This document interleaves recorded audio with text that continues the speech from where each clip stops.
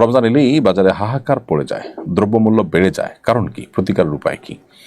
রমজান এলেই বাজারে যে হাহাকার পড়ে যায়, জিনিসপত্রের দাম বেড়ে যায়, এর অন্যতম কারণ হলো আমাদের ব্যবসায়ীদের একটা বড় অংশ যারা ইসলাম মনে করে শুধুমাত্র দাড়ি টুপি এবং নামাজ রোজাকে। বান্দার হক এবং মানুষের অধিকারের প্রতি দায়িত্বশীলতা, মানুষের কল্যাণ কামনা করা, মানুষের উপকার করা, মানুষের ক্ষতি সাধন না করা, এগুলো যে পার্ট অফ ইবাদত, সেগুলো আমরা জানি না। যার কারণে আমাদের ব্যবসায়ীদের দ্বারা এই সমস্ত অনাচারগুলো হয়। দ্বিতীয় গুরুত্বপূর্ণ কারণ হলো আমাদের দেশে আইনের শাসন প্রতিষ্ঠা দুর্ভাগ্যজনকভাবে কেউই করতে পারেনি সেভাবে।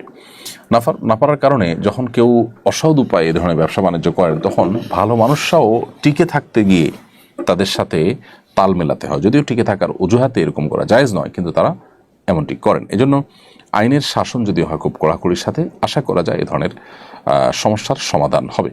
ব্যবসায়ীদের যে সিন্ডিকেট আছে, সেই সিন্ডিকেটগুলো ভাঙার জন্য সদিচ্ছা নিয়ে কোনো সরকারই আসলে সেভাবে কাজ করে সফল হননি।